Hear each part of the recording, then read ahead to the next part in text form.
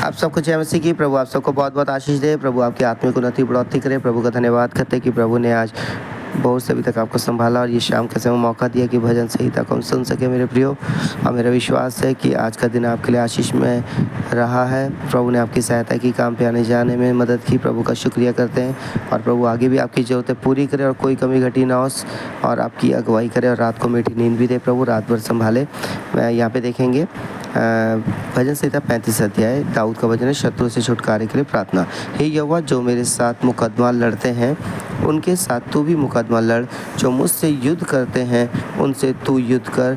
ढाल और भाला लेकर मेरी सहायता करने को खड़ा हो। बर्छी को खींच और मेरा पीछा करने वालों के सामने आकर उनको रोक और मुझसे कह कि मैं तेरा उद्धार हूँ। जो मेरे प्राण के ग्राहक हैं वह लज्जित हों और निरादर हो। जो मेरी हानि की कल्पना करते हैं वह पीछे हटाए जाएं और उनका मुंह काला हो।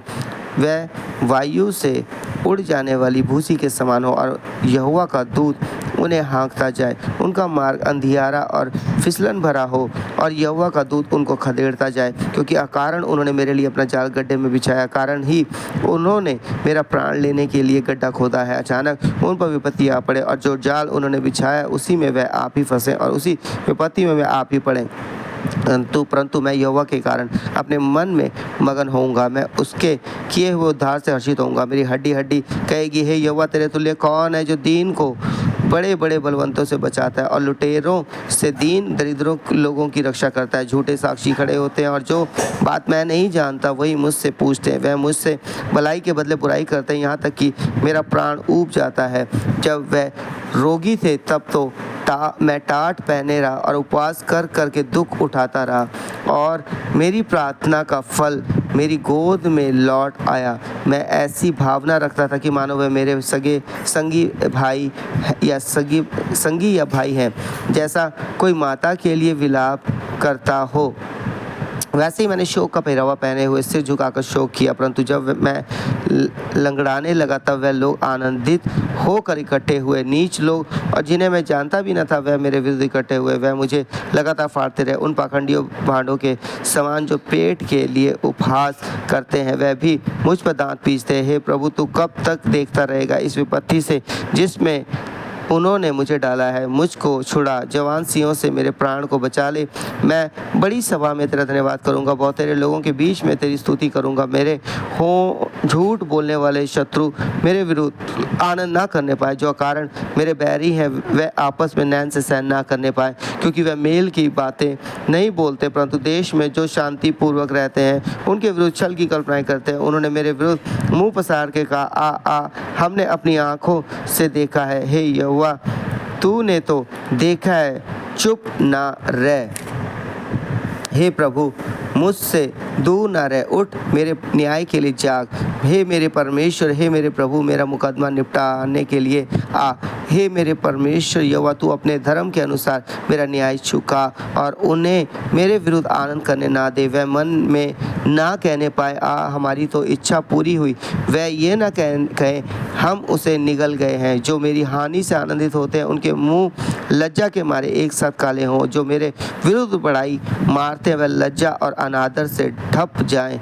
जो मेरे धर्म से प्रसन्न रहते हैं वह जय जयकार और आनंद करें और निरंतर कहते रहें, यहोवा की बड़ाई हो। जो अपने दास के कुशल से प्रसन्न होता है, तब मेरे मुंह से तेरे धर्म की चर्चा होगी और दिन भर तेरी स्तुति निकलेगी। मनुष्य की दुष्टता, दाऊद का भजन 36 अध्याय। दुष्ट जन का अपराध मेरे हृदय के भीतर यह कहता है कि परमेश्वर का भय उसकी दृष्टि में नहीं है। वो अपने अधर्म के प्रकट होने और घृण्य ठहरने के विषय अपने मन में चिकनी चुपड़ी बातें विचारता है। उसकी बातें अनर्थ और छल की है। उसने बुद्धि और भलाई के काम करने से हाथ खींचा है। वो अपने बिछौने पर पड़े पड़े अनर्थ की कल्पनाएं करता है। वो अपने कुमार पर दृढ़ता से बना रहता है। बुराई से वो हाथ नहीं खींचता। परमेश्वर की करुणा है यहोवा, तेरी करुणा स्वर्ग में है।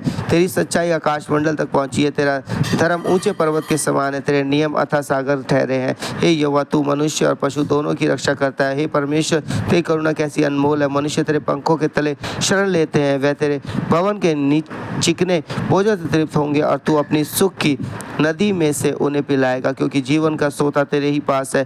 तेरे प्रकाश प्रकाश के द्वारा हम प्रकाश पाएंगे। अपने जानने वालों पर करुणा करता रहे और अपने धर्म के काम सीधे मन वालों में करता रहे। अहंकारी मुझ पर लात उठाने ना पाए और ना दुष्ट अपने हाथ के बल से मुझे भगाने पाए। वहाँ अनर्थकारी गिर पड़े हैं, वह ढकेल दिए गए और फिर उठ ना सकेंगे। सो परमेश्वर पिता पढ़े हुए चुने सुने कलाम के दम सबको आशीष करें। आमीन। आइए प्रार्थना करेंगे।